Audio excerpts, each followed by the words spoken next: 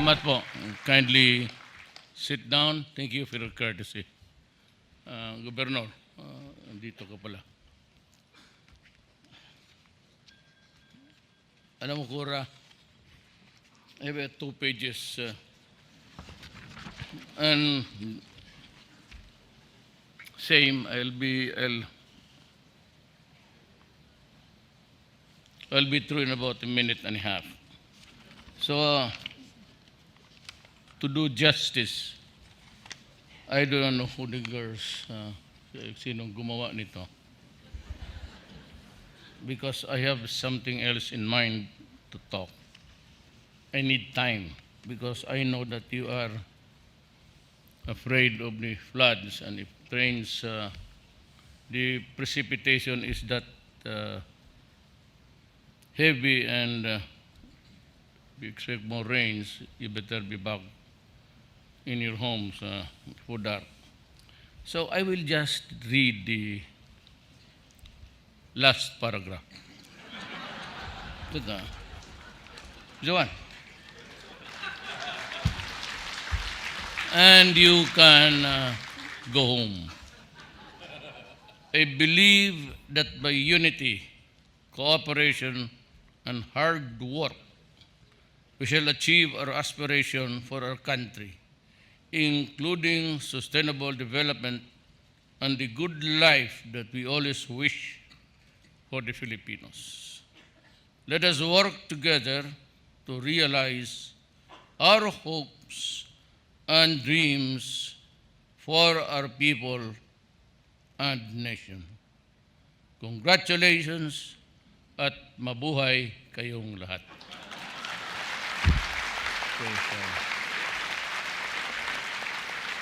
That ends my speech official.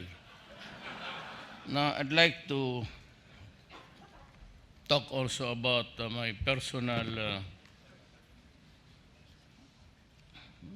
heartaches and all.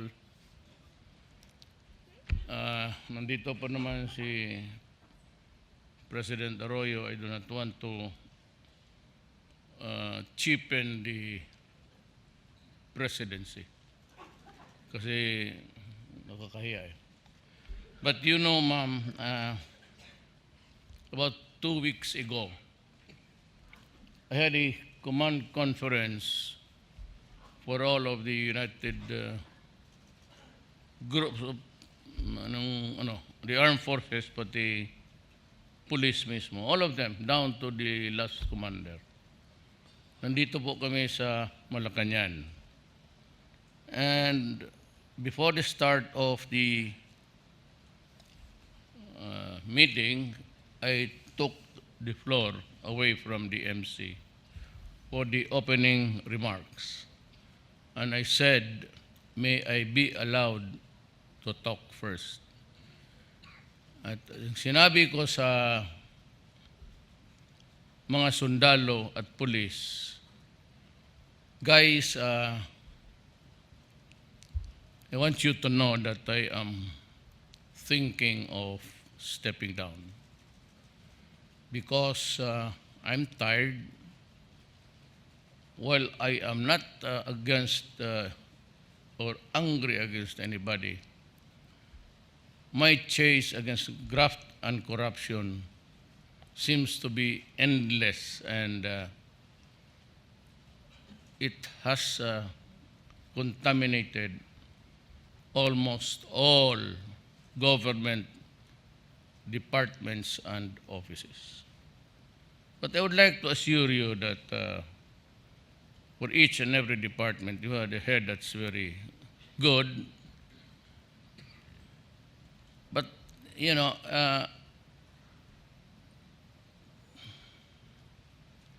every project seems to go kaput at the end of the day. You start with a big bang, full of announcements, and you go there for the memorial opening or the ground breaking, and it's all there in the newspaper splash.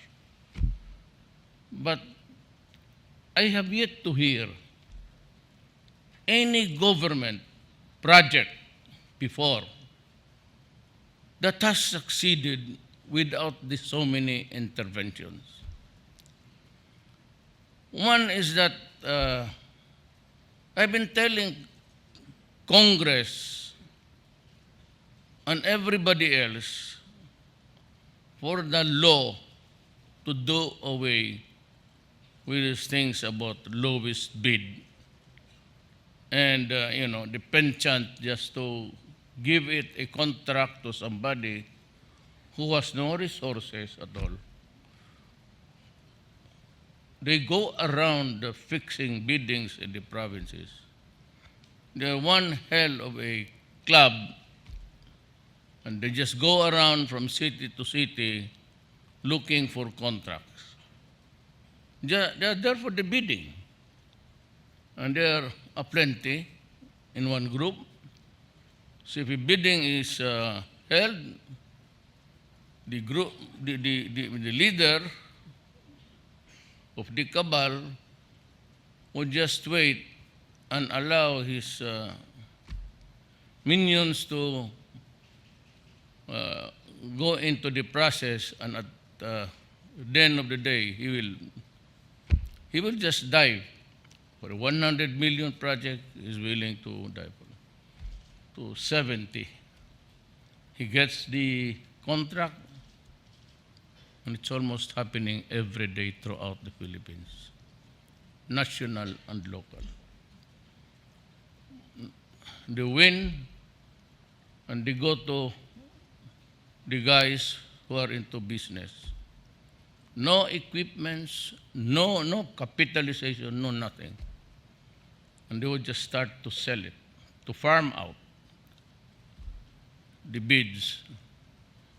And it's given to one who would subcontract it with another, and you see multi-million projects being worked upon with 2, 3, 4 workers, and he has to wait for to lease or the equipments after somebody uses it for another project. They only have about 3, 4.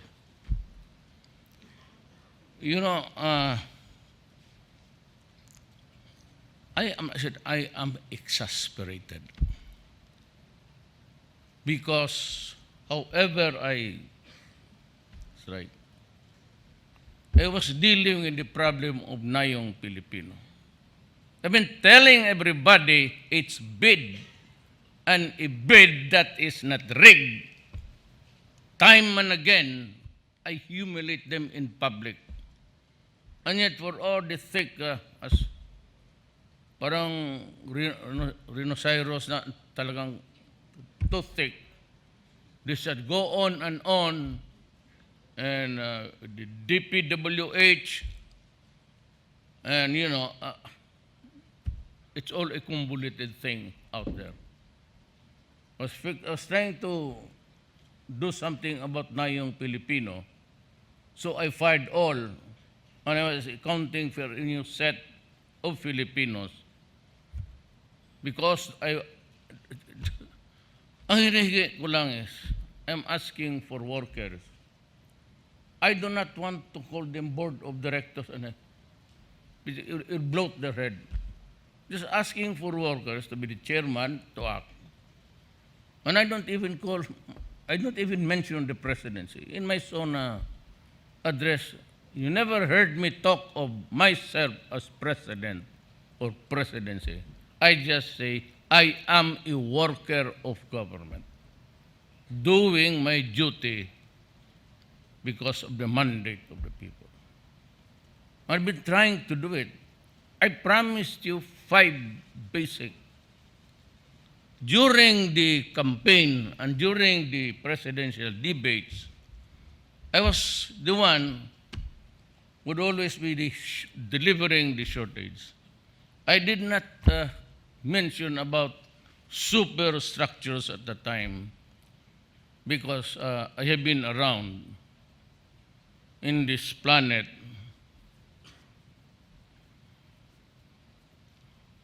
for so long that I would know, even without asking.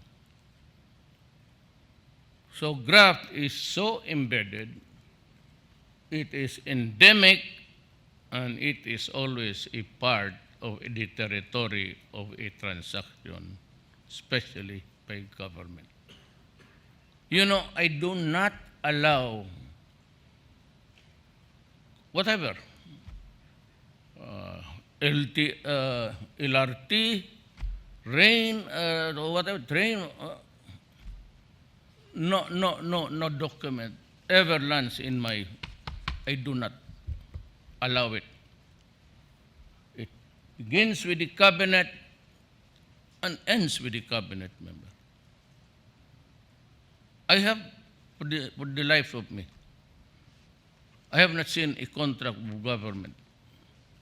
It is always, I choose you to be the cabinet member, do it right. Well, all right at the top, but at the bottom, you have to chase them, and that is very exhausting, and I do not think that I can fulfill my promise to the people. I said I was the first one to finish because I used the bullet style. Having been a prosecutor in court, time is always of the essence and the substance of what you say. I said, I will try to stop corruption, which I'm doing. And still I cannot succeed, even beyond my term.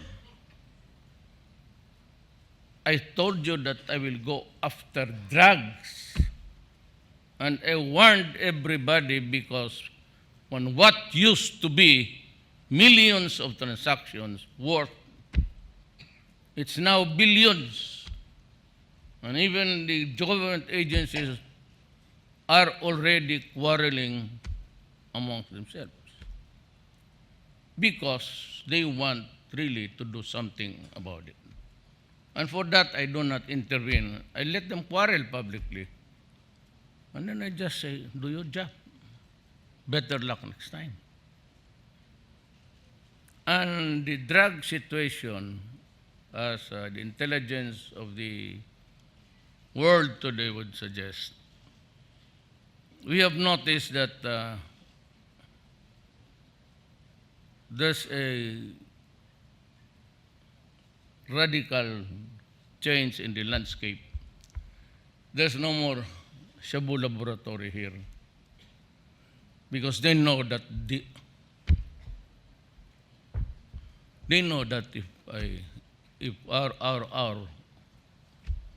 if we meet in one corner, I'll just kill them. They know that. Because I said, you destroy my country, and that is self-preservation. If it's worth billions, how many people? The fact that the official count, and you saw on TV, surrendering in mass, all skinny, thin, malnourished. These are, well, I would say 1,000,006. 1,000,006 of your fellow human beings, Filipinos at that, are reduced to slavery, to a drug called shabu. And it's being run now through the connections of the Bamboo Triad. That is why we were wondering why there is no more large-scale manufacturing of shabu. Well, one is that because if you do it, somehow I will find a good reason to kill you. So what we have now are thrown overboard. I think the latest bust was from Taiwan. But I'd like to address myself to all government agencies. Yung sabi nila na they found the metal, but they opened it, there was none. It was pure speculation.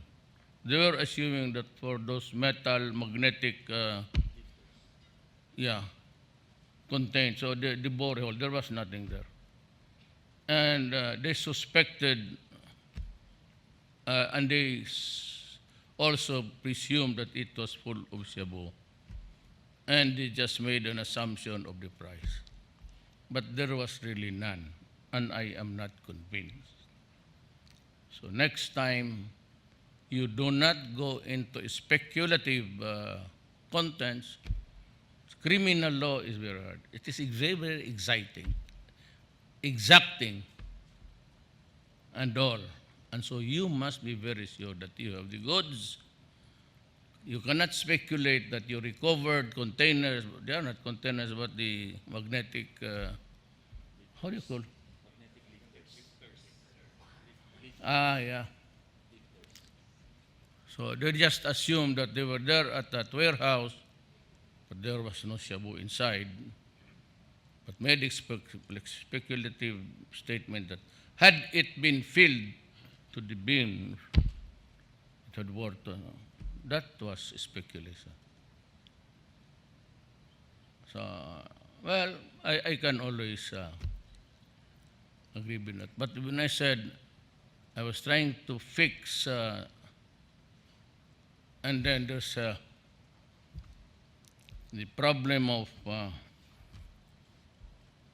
the AFP hospital. You know, PGH, that's the premier hospital of our country, run by UP. They've always been suffering with lack of funds. And I was even told that in some cases, the interns would shell out their contribution just to buy the medicine. So a long time ago, I called Andrea of Pagcor. And I asked the doctors and the management who came here, all Filipinos, and said, how much is your annual?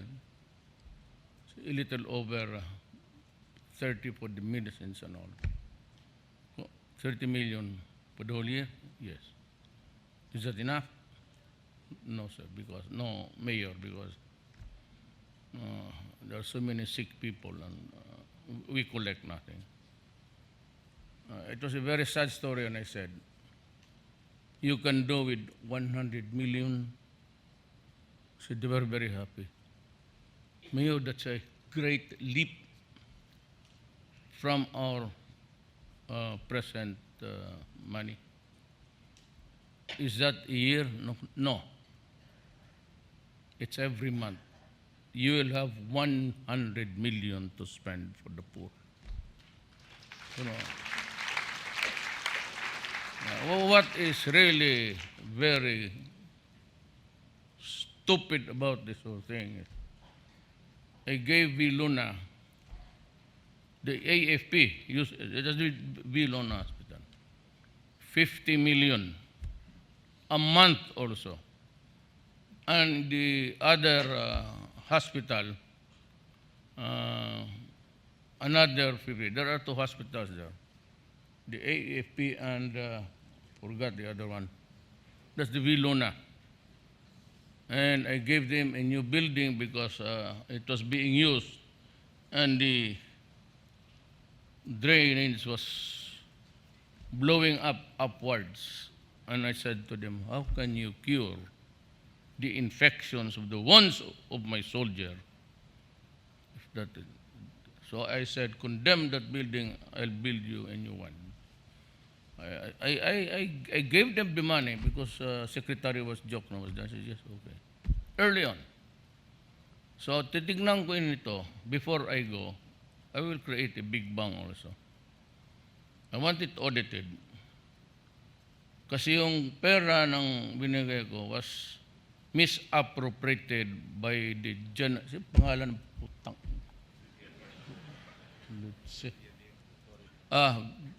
Torre de la Vega. So I said to Galvez, showed to me the report. When I was scratching, I said, Mayor, sorry, but this is what happened. He said, you court-martial him. create a court where he will appear before his peers and give him the most humiliating. I fired them all. I still have to select a new one. So, one corruption, just right after there's another corruption. And the folder that's here is another. Sana ba yung yawa na yun?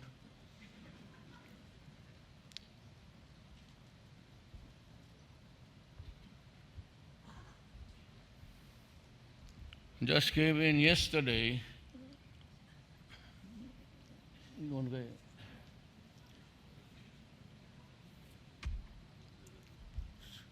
And you won't believe it, it's the military. Si Maranyon? Maranya. Maranya was the controller of PMA, the premier military institution where we get the most, the brightest, and the best of our doctors and soldiers. Hindi na, okay na.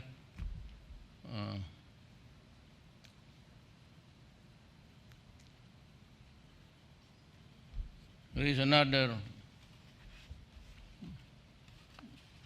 boss ninyo.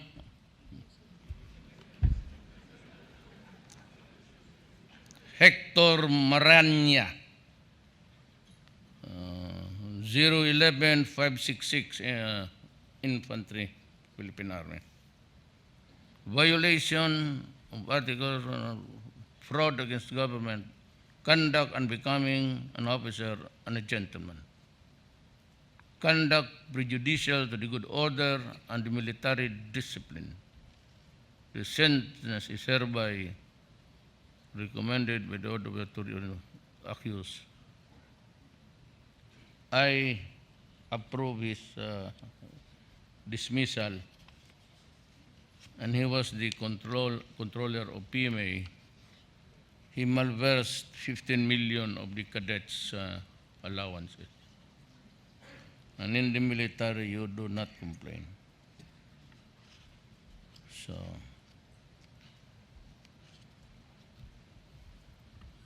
I'll give it to affirming the decision separating him, and he was recommended to be imprisoned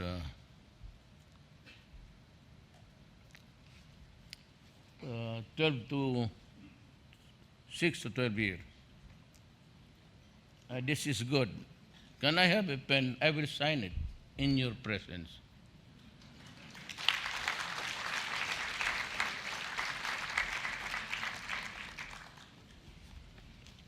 Send the guy to hell. That's an order. No, this aide of mine, she's Navy. She went to Annapolis. Annapolis yan. So if you want to go into the business of shipbuilding, you might want to consult her. Ngayon ho, so habol ako ng habol. Papagod na ako. I'm exasperated, and I said corruption. Then I said I will meet the challenge of drugs, which I did, and what I'm doing still now. And I said that the law and order situation, it's very hard, but we'll try. Then I said, I will talk to the enemies. So I have produced, have to thank Congress and the Speaker. Lumusot na yung BBL. And I said, I will also talk to the enemies of the state. With Murad, we are about comfortably situated now. Normi Suarez is thinking aloud of what to do next, but we're good friends. And I have terminated the talks with the the Reds, Communist Party of the Philippines, with season, because in the series of agreements before, even the time of Aquino, they entered into so many things that they scattered the privileges and powers which they wanted. And we sum it all, and it would really appear that it was a coalition government. And I said, I cannot give you an inch of that even. I cannot give you what is not mine. So, sorry, Tony Belly was there. He was the one with Doresa. But I don't know, they're back channeling, but I said, hardly, I cannot. Let other presidents do it, but I cannot deal with the Communist Party. Because to date, they have killed so many thousands, soldiers, barangay captains, innocent civilians, suspected of being agents of the military. We have suffered and in numbers. And I think it would not be good. We'll just have to continue fighting. The IS, we are improving on our acquisition of arms. One day it will blow up again.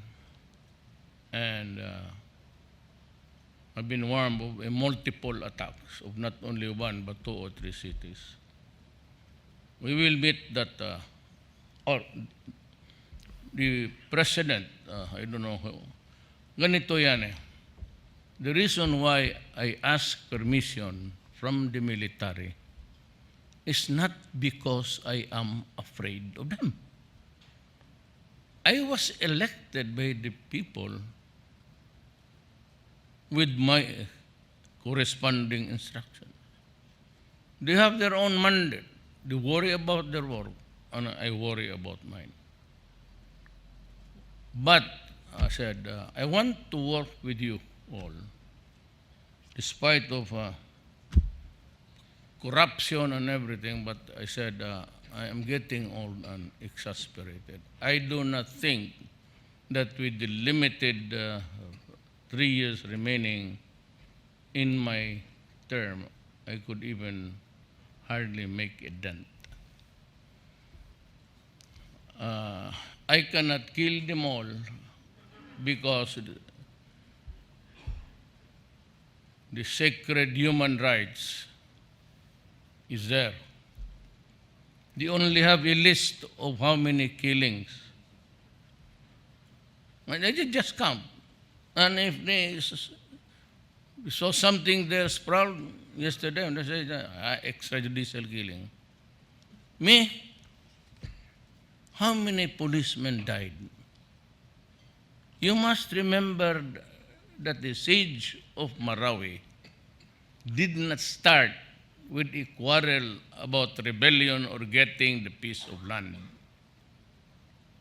It was something of a police punitive action serving a warrant of arrest to one of the Mautis. They resisted and had a fight with the police. Greatly outnumbered, the police withdrew and the military had to come in. But while crossing the bridge of Pandi, the 9 Marines had no chance. Because Marawi itself was converted into an outpost. So they were covered by concrete and metals, iron. And so because of that, I lost so many soldiers. To date, I would say that about 1,000 policemen and soldiers died because of the traffic. Now I said, and the pretty boys of other countries had the gall to criticize me in a press briefing, forgetting me as if he was the only president in this planet.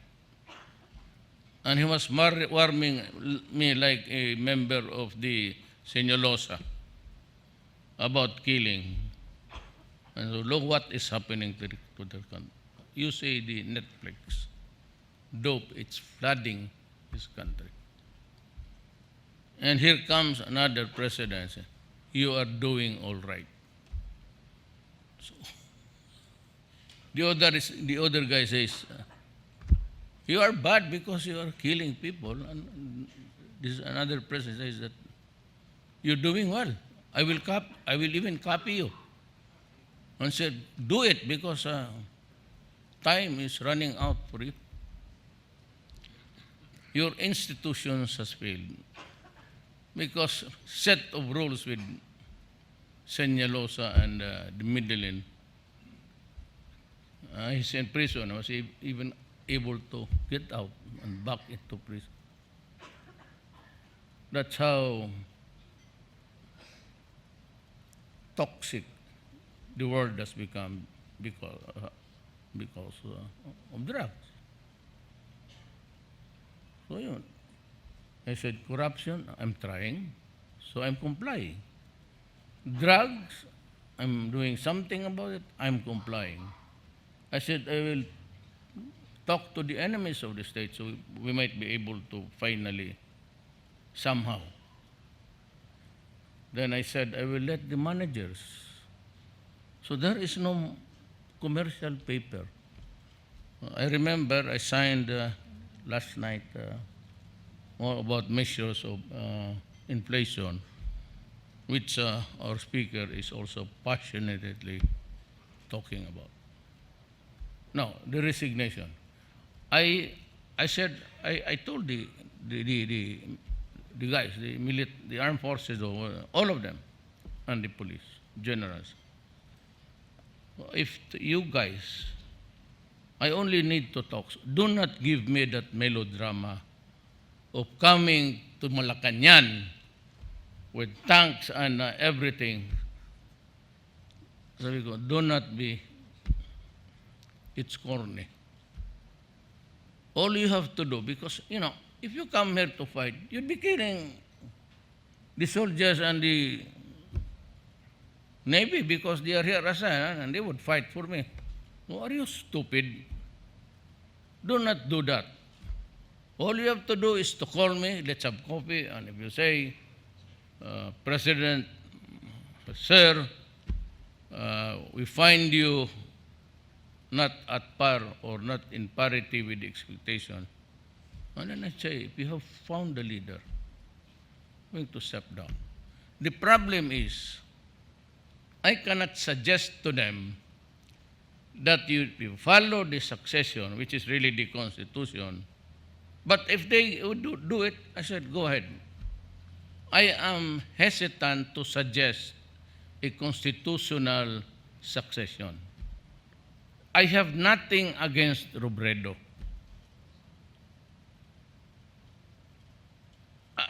She's a lawyer, and you've heard her talk.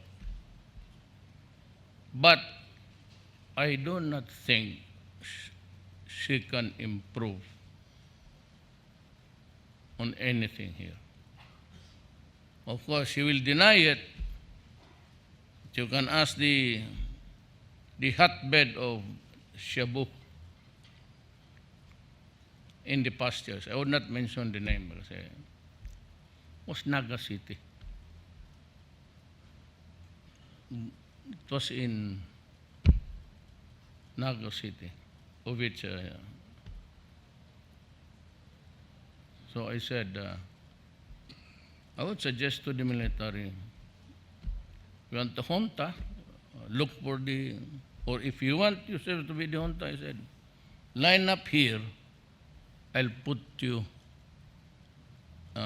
in your proper place. I, General, do hereby solemnly swear that as a regular junta member of this republic, then I go home to Davao and solve the problems of the country, because I will fail.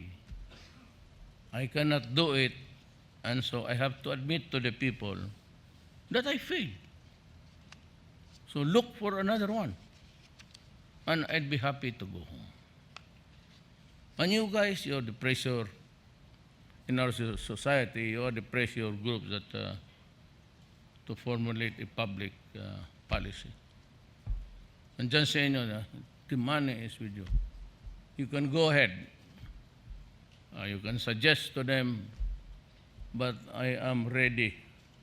And for those who are dreaming that I will extend my term and be a dictator, you must be the lowest idiot in this country. Even to suggest that I have a plan. I am a lawyer, and I said, were it not for the fact that I do not believe in the competence of the Vice President, I'm ready to go. Anytime. So that is why I disregarded the 2-page. Really, I'm ready to go. Been telling the military and the public, and everybody is listening though, it's being covered live. Kung may makita kayo na mas mahusay, if you think that there's somebody more competent, then by all means, place him. Or a group of persons who you think could bring prosperity to this nation, then do it. Because I said, I'm tired, and I think I cannot fulfill the promise of ending all this problem. Drugs will not end at the end of my term. It might just be, it would worsen, because, why is it that during the previous term, there were no billions and billions of drugs? Why? Why was there no arrest? So nobody was killed because nobody challenged the law. Why? Because nobody was interested to enforce the law. And the generals of the police were also running the show. And it was not until after I became the president and demanded from the military and police, you open to me. As an order, you open your records to me. And so I got this list. I said, well, everybody there in that list are dead, most of them. Well, if they were not in the list, they're still alive. But I never gave the list to the public. I just mentioned some who were already killing their own policemen, like the Parahinog and a military agent. Until now, we do not know where their carcass are, what happened to their bodies. They're missing for us. But the policeman, when they started to excavate one spot, as pointed out by the witness, they found the cause of the uniform. But the others,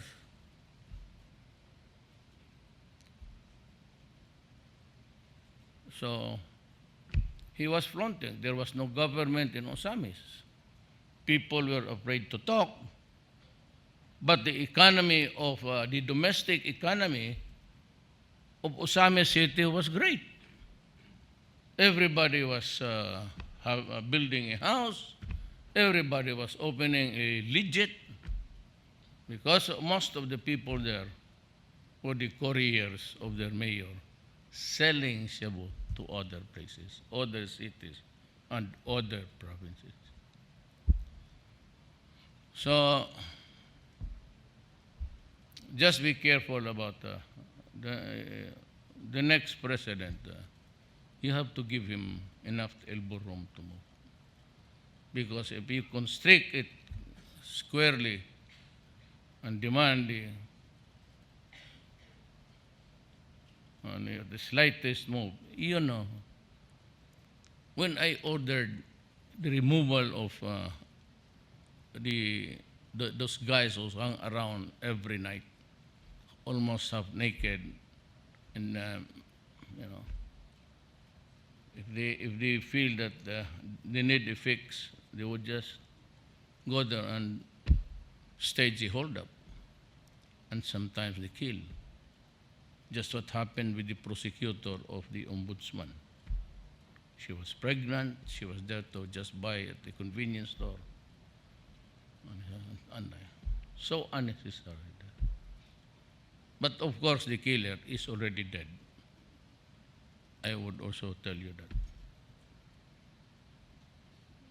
that. That's the play outside of Shabu. Now it's billions. The previous arrest was done with the cylinder thing. It was placed there, just like the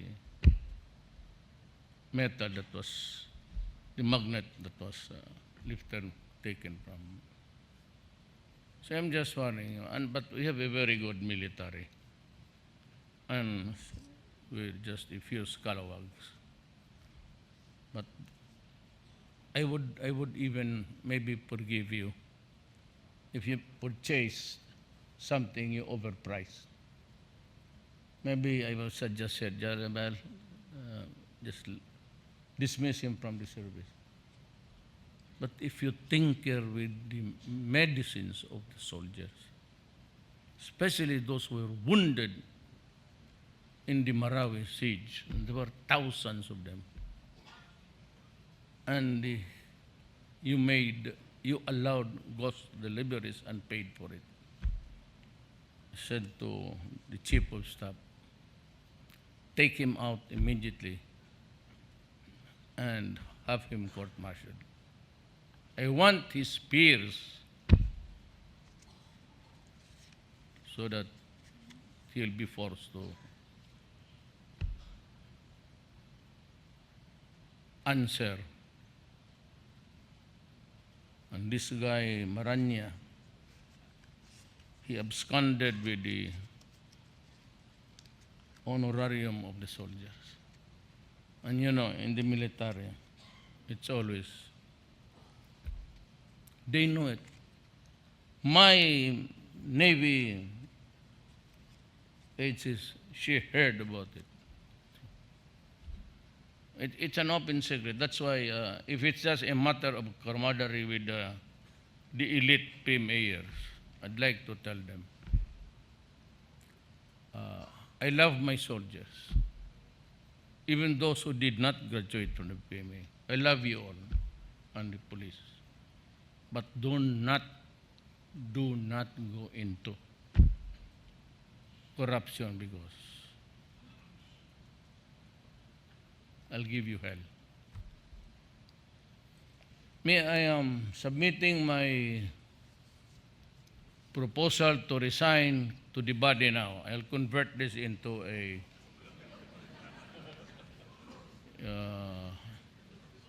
if the governor of other congressman of Oriental would say, yeah, I only need one. If she will say, we are not party mates, she is a Marrojas supporter.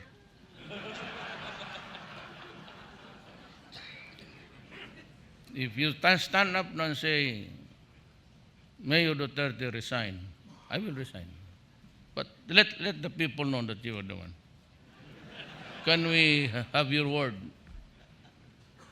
Governor Malacañan, then Congresswoman Malacañan, and I was grade 2, you were already Governor Malacañan. I have graduated the law school, you are still Congressman Malacañan. Very nice. You are ang tawag nito nila, a dynasty of one. like a king. Me, I've been a prosecutor for 8 years. Was a congressman once upon a time. Kasama ba tayo noon? O may governor ka noon? Governor ka. And then, I was vice mayor to my daughter. But my template is, I'm not extraordinarily proud of that. But if you really want what I really wanted for my country, go to Davao. Go out at night. Because in Davao, there's another dictator offing, not me, but she has a Duterte is her name. If you go to Davao at 12 in midnight, everything closes. Just like during the communist heydays, that was the time Davao City was also. Even if you're drinking, the waiters would get it from your head and say, it's 12 o'clock and you have to go home. And there are no guys standing in, she does not want it.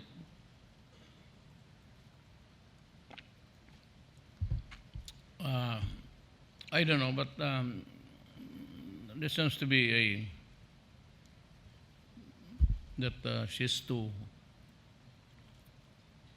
no more, in Davao, you cannot smoke, you cannot drink beyond 12 o'clock. If you stand there in the corner and just talk there, then you will be asked by the police to continue your conversation in jail.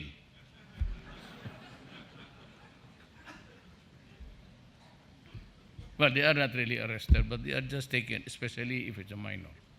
It is the duty of the nation, the republic, to take care of its young. We do not deprive them of their freedom to move. That's a constitutional guarantee. But under the great powers of a state, the police power, you can take in minors who are there outside. There's a curfew in Davao for minor, it's 10 o'clock. Then you are taken into custody. You are not arrested. Under the parens patria principle, which need not be in the Constitution because it's there all the time. The power of the state to protect its citizens and its young people. They can be taken into custody, detained for the night, because out there danger lurks, and they are made as couriers of. All they have to present as the birth certificate, and that's the reason why. Because out there they're just given 500, and they will do anything. You give this shabu to that guy in there. If arrested, minor. And I will tell you who is responsible for this law. It's Kiko Pangilinan. No offense to, hindi naman siguro kayo magano. When from the criminal law is below 9 below 12, above 12, 16, the indeterminate sentence law. Pangilinan's law, 15 years old, you commit rape every day, you are out of prison. You give the police the show every day, you kill, you rape, they will release you. There's no such thing as a correctional. It's what happens after they commit crime. Nothing. There's no appearance in court. The police just simply will say, he's 15 years released, irrespective of the severity of the crime. Kay Kiko, Pangilinan niya. Yung patsoy-choy, advance ano. we were good with the old law. You know, you don't follow legislations in other countries. They seem to be ideal, but not in all places also of that country. But ours is the galloping poverty of the people. And when the hungry and when the addicts come, they just... So there has to be a different approach. But the Western world seems to be trying to impose their values and how they treat. Correct, because you have the money, you have the means. The Philippine law has fallen short. After a great crime, the rape a blind woman, and the daughter-in-law beside is a 1-year-old and a 14-year-old. Shabu goes with, if they are into it, the next thing is that they will take alcohol. And when they go crazy, it's the UN Drug Control Board, United Nations. The characterization of shabu is it creates a bizarre behavior and violent. And when you arrest a child, sabi ko nga, why was there no police activity? Because the law, the only way to evade the crime in the courts of law is to file a counter-charge. And you know, when a child is arrested, the child would always go for it and run, and sometimes grapple. And so it would result in some bruises. Then after that, they're brought there comes the human rights. Oh, we go to the doctor. You have a bruise there. Sometimes they fight with the police. They return. And the police had to restrain them physically, resulting in it. So at that time, you ask me why. Why? Because once a case is filed against the police, he goes hungry. There is no salary, no food for the table, no food for the schooling of the monies for school. And that was what was happening. What gave me the great advantage was I was a prosecutor once upon a time. And I knew how it was being played. Kaya, when I said, they were deathly afraid of a case because once a case is filed, no matter how guilty or how innocent, he loses his job, suspended, he gets no money. That's why he is prone to, and even the prosecutors are corrupt. And the judges, there is one judge here in Manila with about nearly 1,000 drug cases, not one single action. All acquitted, all dismissed. And so if you are the president of this country, what will you do? Just sit idly and fold your arms and listen, and you do not want to, that's... Once upon a time, I was with Cora. I was the presiding officer of the council. She was one of the... she knows how I behave. I do not like oppression. I do not like people oppressing another. But if you threaten or destroy or attempt to destroy my country, I will kill you. If you destroy our daughters and sons, you know their mothers and fathers. Once it's worth listening to me because you learn. I was a law professor actually of yeah, tr- I was teaching criminal law, criminal procedure, and criminal evidence. You know, if this family loses the father, he goes to work abroad. This family becomes dysfunctional. If family, children growing without a father, so if both the father and mother go out to work and leave the children to the grandfather, or to their sisters and brothers, or to the neighbors, this family is totally dysfunctional. And some of them, they go out and they are raped, deprived of food, sleep, and yet they endure the indignity because it is part of the territory of the culture that when you work or you are paid to do your work, or if you are a slave bought from the slave market, sexual is included in the culture. So look at the so many Filipinas beaten, placed inside a refrigerator, and they send money to their children. And this, they know back home that the neighbors, the bad guys, no, and they will,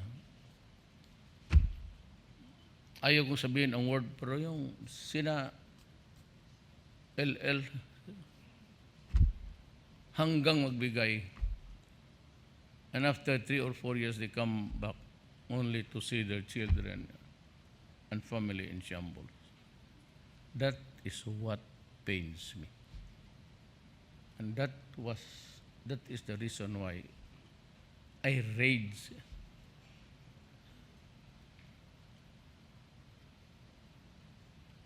Ganon ako.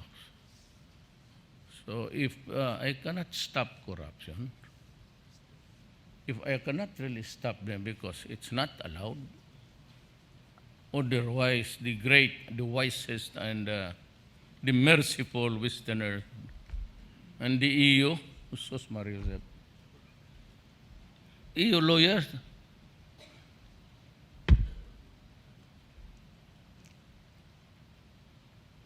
who is from EU here?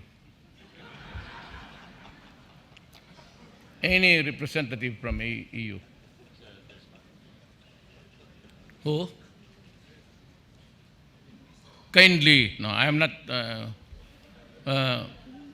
You might want to take a second look in your policies. First of all, do not humiliate the leaders. Then you can talk to them, pay him a visit. You can talk to me here. You can call on Peter Wallace. He's my friend. He can arrange for a meeting. But you don't send here investigators to find out, because that is really interference. That is really not allowed. Maybe the other countries of Europe has accepted it. But dito, kaya that is why we do, you know, I'll tell you straight. The ASEAN countries, you try to befriend them and give aid and everything. In the ASEAN countries, I'll tell you, all of them, except, nothing. Do you want to read their sentiments? You want to know? Oh, I will do it for you. They are all pro-China. Because China, that's not really, they give, and well, of course, the South China Sea. Well, they have to rethink that, because that would be a flashpoint someday. and even warning other. You cannot create an island. It's man-made, and you say that the air above this artificial island is yours. That is wrong, because those waters are what we consider international sea. And the right of innocent passage is guaranteed. It does not need any permission to sail through the open seas. And if it's nearby a territorial water, you guarantee what you would call the right of innocent passage.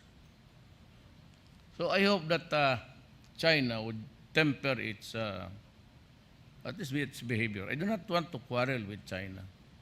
But at this time, because you will create America, instead of obeying get out, China would say, we go in, and get out. And one of these days, a hothead commander there will just press a trigger. And by the way, we are just about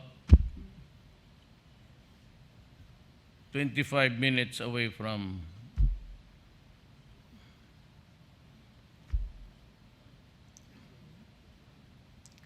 well, there are forces. Do not ever think that the Americans, Mr. Ambassador, I'm just telling the truth. There are outposts here, and and that is why in Marawi I was really, and I take full responsibility that we fell short of the intelligence assessment. The ordnance was just good for 5 months of battle, and even longer maybe. But we were sure that it was a brewing, because my relatives, I come from Lanao del Sur, or my grandmother. And so they kept on telling me, nagpapasana, arms were being passed around. So we ordered the rifles, 23 of them. It's no fault of the ambassador, but some great American senators or congressmen spoke against it.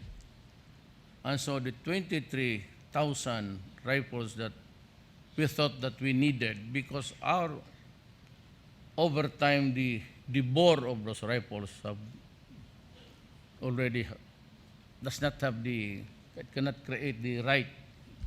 It comes out of the barrel turning. It has its own momentum. So, but the 23,000 was went kaput. So we had to buy from I tried to buy, but it was given to me for free. To this day, China has not even demanded anything. So it's very clear that the gambit really is the China Sea. But one of these days, I said, before my term ends, I assured you that I will talk to them. Maybe if I cannot, it's expensive to be flying around, having my second thoughts about going to Jordan and Israel because of the expense. Last time I went commercial, but they said that if we go commercial in that area there, it's not good. You get hijacked, you get hit by a guided missile, and your purpose was just to visit Netanyahu and pray to God. That's why. I have my own concept of God is. What God is. It's really the history. It's only one God, God the Father. It's not even the Father, He's God, period. But this, is there any bishop here? I want to kick your ass. And the priest. I tell you, the most hypocritical institution in the Philippines is the Catholic Church. My statement, no. Coming from Secretary Ivasco, the Cabinet Secretary.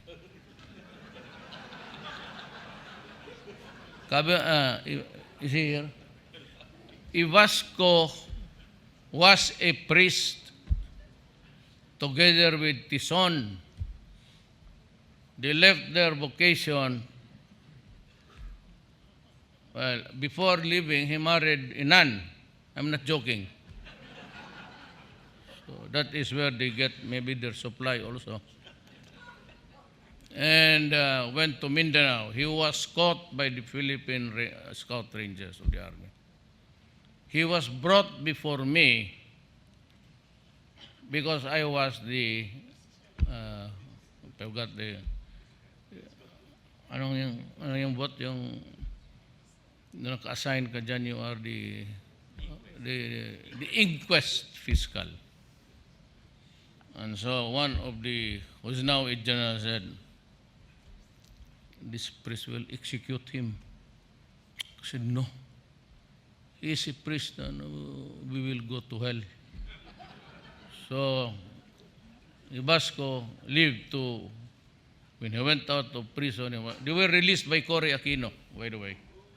Mass release. On the record, on that day I said, let the record show for posterity that I am objecting to the release because the order was just to release. No finding of fault, no nothing. And as a prosecutor, I had to do my job. Place it on record that I am objecting. Wala, I could not do anything. So he went to me, said, I was released. I was prosecuting him in court. God. I said, I want to work. Well, I said, no, can you give me work? Ivasco is bright. Why? They are trained in mobilization because of the job of priests. They take care of, mobilize the faithful. Now I realize that with the advent of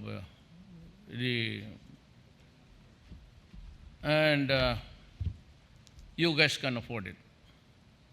I suggest that you read the popes, plural. I think it's online. Or if you want, may kopya ka ba isa dyan? Yung libro, mga pare.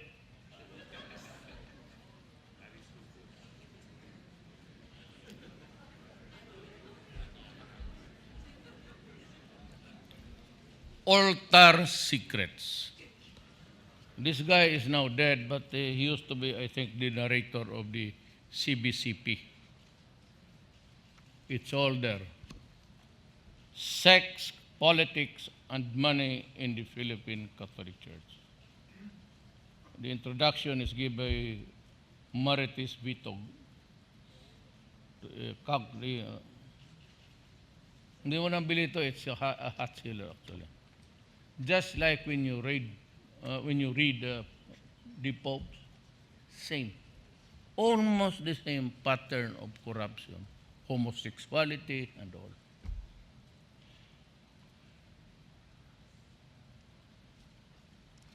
No, they say, you know, you employees of government are wasting the people's money. You do not have a proper accounting, and if there is one, it's faulted. And we have the right to know because it is the money of the people. Me, I was a former Roman Catholic Church. We studied in Ateneo and we were molested, all of us, 2 years up and 2 years down. Every time we confessed, they would just fondle us and say, what are your sins, my son? Come on. And, you know, when you are a teenager, what do you do? There's only one thing, it's all sexual drive you do. and the priest is an American. You look for Mark Falby. It's in the internet. And that's the one that he was convicted, and the Jesuits were forced to pay $25 million to the victims of sexual molestations. So, the Catholic Church is strict about the behavior of workers of government because we spend the people's money. But may I ask now, you collect not even taxes. There's a bag of money, and they go around collecting. And then this collection is part to maintain the church. Now there's a second collection. Please be generous, because the second collection is for my family. I have 2 children to putang ina niya. And what is really, I will tell you about it, but there is an orphanage here. Take it from me. There is an orphanage here of children fathered by. They made it appear it's an orphanage. Me, so that I'm not a Roman Catholic Church member anymore. That's why I showed you, because if you want, there's a new religion in town. It's called Iglesia ni Rodrigo. My religion does not limit anything. All you can do is do not believe in hell. When you die, you're just a piece of carcass, and that's it. There's no more hell. About hell, burning in hell, you cannot burn a soul. No. I'm contemplating of joining another Christian, but I only believe in one God. Do you know how many saints the Catholic Church has? 7,000. San Lorenzo, San Pablo, San Pedro. It would have been also a consolation, Santo Rodrigo. Wala ka eh. Tapos we are assigned in every parochial thing. There's something. Yours is San Isidro. Your saint. And who is the shit? You know, there were nomadic tribes at the time. Nomadic. Who is this guy, San Isidro, that every town fiesta we kill our cows, carabaos, we kill our just to spend, because it is the fiesta of San Isidro. San Pablo, who were they?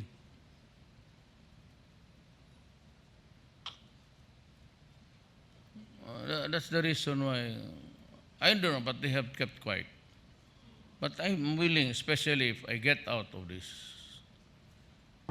office, I will talk to you, about you, every day. And I will end up a pastor, also buying my own plane, everything, it works. All you have to do is to say, and if I can convince them of the stupidity of the religion, you read the popes. And I'm sure after reading it, you will never be on the edge of ayusin siya. That is my speech for you regarding business. No, I cannot lecture on you because you know better than I am. I've been telling you I do not know about business because that is not how I was trained. But if you want to tangle with me about law, criminal, prosecution and all, I can deal with you the whole day. But when you talk about, well, domestic, it's just income. Then, that's about it. I leave it up to, I do not like this new formula. It would have been simple if they just place math, arithmetic, or math. The alphabet, do not touch with it. But when you combine the alphabet and the figures, 2b minus 2.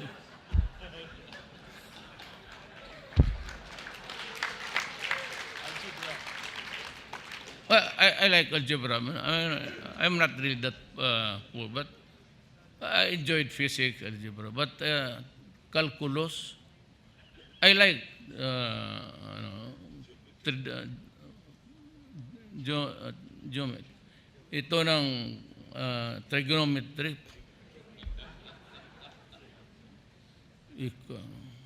Like legal accounting, I almost failed in it. I do not listen. I was debit entry 500. So dito 500. Debit credit.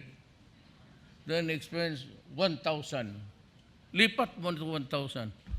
Then if they coincide, if they end up same number balance, and then you have solved the problem. Why don't you just place there how much did you earn today? How much did you pay and how much did you... Because our professor in legal accounting, you do not understand. Oh, yes, especially in economics. They draw a line and then you pay. So. You go crazy. Sometimes you puke. Why are you making? You just say improvement in the economy. Here, one line. We're here.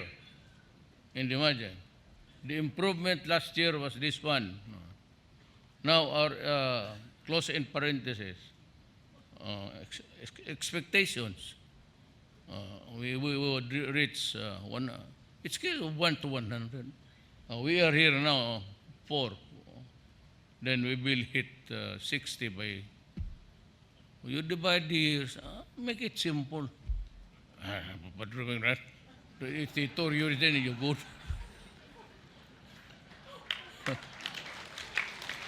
No, really. You make it complicated. You can say, this is your business. You are here. Oh my God. Say, so I'm earning. Yes, you are. That's the. Then down here. Oh, because you said putang ina in public. Your rating is. When I said something about God, I was addressing the priest. So I said I got 54. And so media and the rest of the also idiots, they were happy. Now he is falling down. And I am not, I am already depressed. Do not numbers. No more. I do not care even. So 54. Then another Pulse Asia, you are now 82. No. There is something wrong with the Filipinos. If that is a reflection about it, you cannot be trusted. Ladies and gentlemen, I took too much of the liberty to listen to you.